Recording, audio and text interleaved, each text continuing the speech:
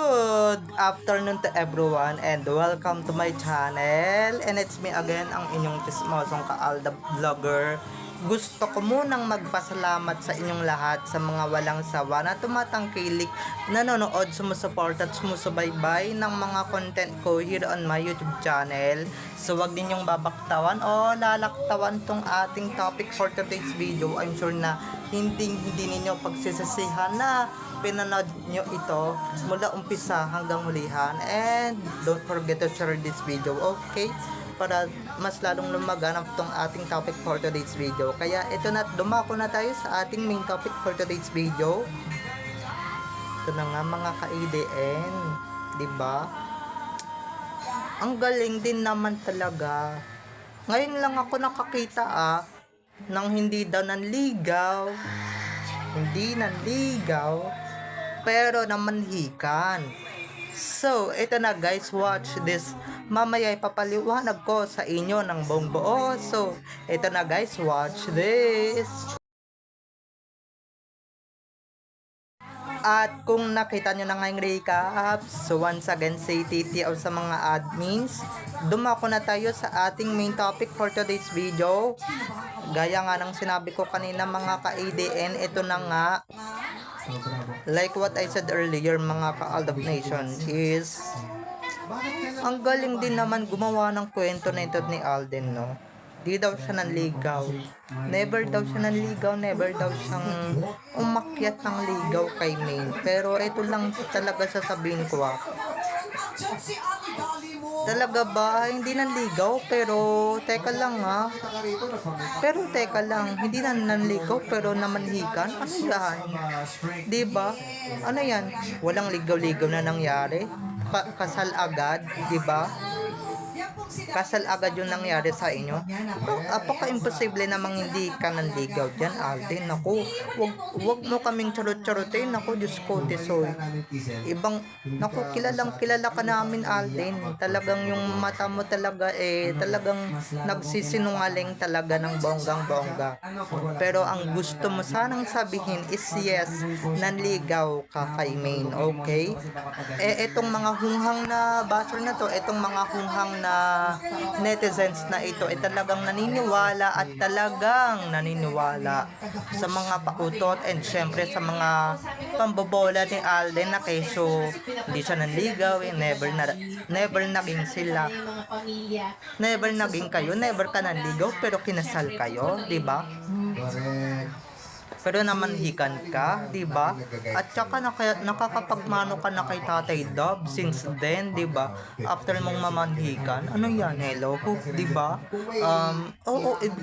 Di ba? Magalang naman si Alden, pero naririnig naman natin diyan kay Tatay Dub na talagang bawal niyang pagmanuhin yung someone or yung isang guy, that one person na hindi pa asawa ng anak niya, 'di ba? So meaning talaga mga ka-ADN, talaga nung buwan na yun, nung araw na yun na nagmano si Alden for the first time kay Tatay Dub o kay Daddy Dub, is talagang namanhikan na sila at syempre mag-asawa na sina Alden at Maine. So kasi ngayon bigla mo kaming lolokohin na hindi ka nanligaw, talaga ba? Naku, if you watch this video, Alden Richards, naku, talagang wag kami, 'di ba? Wag kami. Ay palibasa nga pala, 'di ba? Yung kaharap pala natin, talaga yung kaharap sa harap ng camera talaga or harap ng camera is si Alden Richards at hindi si Richard Fulkerson Jr. Kasi kung si Richard Fulkerson Jr. yung kaharap natin or yung napapanood natin, talagang sasabihin niya na talagang mag-asawa sila, 'di ba, na namanhikan siya or nanligaw siya, whatever, 'di ba? Whatever you want to say, masasabi niya 'yan, 'di ba mga ka-ADN? Pero Pero yun na nga, pero wag kayong magpapabuhula dun sa sinasabi ni Alden na yan. Naku, alam naman natin, pambansang sinungaling yan si Alden. Bukod sa pambansang bay, pambansang sinungaling yan. Di ba? Niligtas ka nga today. Kaya never na never ako nagpapabola. Siyempre, never akong nanood ng mga interviews niyan about his love life, di ba? Dahil alam naman na natin na yan yung number one niyang pasisunungalingan, di ba? Yung love life niya, siyempre yung ano niya, May innocence. yung totoong estado ng kanyang puso, di ba mga ka-IDN? Pero di ba? Apaka imposible naman. Di ka nanligaw pero kinasal kayo, namanhikan ka, di ba? Namanhikan ka sa totoong buhay bukod sa kalyeserye, talagang yun talaga yung ginawa mo. Naku, imposible naman na hindi yan nanligaw. At eto lang yung mga basher dyan, wag nyo na talagang ipagpilitan na hindi talaga nanligaw si Alden or hindi talaga nanligaw yung taong yan. Dahil kung ako sa inyo, talagang mapapahiya lang kayo. Talagang nanligaw talaga yung taong yan. Hindi lang yan nagsasabi sa atin or hindi lang yan nagsasabi na talagang nanligaw yan sa isang main. Kasi nga naman, sekreto na yan. Di ba? Ngayon ba naman, sino ba naman ang hindi maisasekreto, di ba? Kasi ikaw ba naman yung nasa likod ng zarzuela or ikaw ba naman yung nakapain sa zarzuela at pinapain ng management mo? Kung kani-kaninong mga babae, pero lately hindi na siya yung pinapain sa iba't ibang leading ladies sa GMA kasi may iba na nga, di ba, na sumisikat. Pero ito lang, 'di ba? Sana dumating yung time na talagang pero sa palagay ko hindi pa darating yung time na yan. Pero ito lang nung ini-interview siya about that issue, talagang nakikita ako sa mata ni Alden, eyes don't lie or eyes can't lie, okay?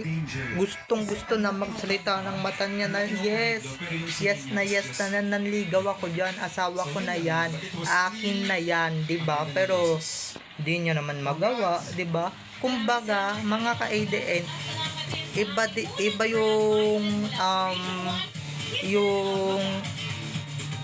iba yung sinasabi ng bibig, yung lumalabas sa ating mga bibig kesa sa ating mata, 'di ba? Na gustong ilabas ni Alden yung totoo niyang feelings, pero hindi niya magawa kasi nga may mga nagbabanta sa kanya na pagka nilabas niya yan, ay nako, talagang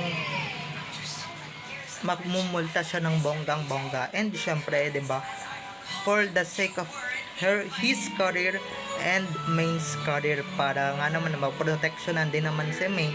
And syempre mga bata, yung tatlong chikiting na talagang ang cute at cute talaga ng bonggang-bongga, 'di ba mga ka-ADN? Pero ito lang talaga yung masasabi ko, kahit hindi ka umamin, Alden, halatang halata naman sa mata mo na you lied, 'di ba, na never ka nanligaw, 'di ba? Pero kinasal kayo, wag mong ikakailayan, 'di ba? Or talagang kinaila niya talaga yan, pati kasal nila, 'di ba? Pero teka lang, may isa siyang hindi tinatanong, ay hindi siya sinasagot, yung namanhikan siya. Kasi nga, mga ka-ADN, kahit sila Boy Abunda, iwas tanungin yung ganyang tanong kay Alden, kasi nga naman, pagka tinanong yan kay Alden, yung mga ganyang bagay, talagang masasagot niya ng diretsahan yan. Diba? Masasagot yan ng bonggang-bongga ni Alden. At syempre, baka mamaya bumulagta yung mga boses niya, diba? At syempre, magalit. Alam nyo naman yan, mga yan. Tigil ng tigil, diba? Dada ng dada. Wala naman kailangan idada, diba? Wala naman kailangan ikagalit. Pero yun na nga, mga ka-Aldab Nation. Nothing, if she's not scared to be with someone he loved, wag siya matakot, diba? Ngayon tapangan niya palalo, 'di ba mga ka-Aldab Nation? Tapangan niya palalo na ipaglaban talaga si Meng, kasi nga eto lang yung mga nagsasabing sinungaling siya, oo, sinungaling si Alden, pero hindi nyo alam yung rason ni Alden kung ba't siya nagsisinungaling ng ganon, di ba? You have no right to speak that way to Alden or speak that words to Alden or towards Alden, okay? Cause ginagawa niya lang naman yung pagiging artista niya, syempre, para maproteksyonan nga naman yung totoo niyang pamilya, di ba? Para maproteksyonan na lang naman niya yung totoo niyang mahal, okay? Yung totoo niyang asawa. Kaya, di ba, let's accept the fact na ganyan talaga sila. And syempre, yung mga nagpapaamin na talaga sa Aldab, na aminin nyo na talaga na kayo na talaga, 'di ba? Na kinasal na kayo, mag-asawa na kayo, 'di ba? Yung mga makukulit diyan, kayo lumagay sa sitwasyon ng Aldab, 'di ba? Kayo lumagay sa sitwasyon ni na Alden at May. Tignan natin talaga kung kayo aamin kayo, 'di ba? Dahil sila, guys, gustuhin man nilang umamin, hindi nila magawa-gawa. Pero ito lang sasabihin ko sa inyo, nanligaw talaga yan kay May. Siyempre, may kinakasal ba na hindi dumaan sa ganyang stage? May mga mag-asawa na ba nowadays na hindi dumaan sa ganyang stage? Sige nga. 'Di ba wala naman tayong kakilala na talagang boobs kinasal agad, 'di ba? Walang ligaw-ligaw, walang ganito, ganyan, 'di ba? Kailangan lahat ng yan kahit sa new generation pagdaanan yan, di ba? Kaya naku Alden, wag mo kaming gawing tanga, wag mo kaming gawing eme. Hindi kami pinanganak kahapon para hindi makagets, di ba? Para hindi kami makaintindi ng pagsisinungaling mo. Nung nanonood ako sa pasto at doon sinasabi ni Mengay na hindi daw nanligaw sa kanyan si Alden, halatang halata ko yung mga mata nila, Diyos ko, sa Fast Talk and syempre sa podcast ng Itbulagan noong July 16, 2025. Talagang nakikita ko yung mata nila, bawat isa sa kanila, bawat interview. Talagang nagsisinungaling. Syempre, di ba? Career mo yung pinapangalagaan mo dyan, di ba? Career mo yung pinapangalagaan mo yun, syempre, yung personal na buhay, yung pinapangalagaan mo, syempre, na pagka umamin ka, di ba? Talagang mawawala lahat ng pinagpagulan mo, di ba? So, ayun lang mga ka-ADN, okay? So, bye-bye na mga ka-ADN. I love you all. Have a nice day. Keep safe. And God bless everyone. Bye-bye. I love you all. Enjoy watching. Don't forget to subscribe to my YouTube channel. And syempre, don't forget to click the notification bell para pag nag-upload ako, kayo agad ang unang-unang manonotify sa aking mga susunod pang i-upload na mga videos. Okay? So, bye-bye na mga ka-ADN. I love you all. Have a nice day. Keep safe and God bless everyone. Bye-bye. I love you all. Enjoy watching. See you on my next videos. Bye-bye.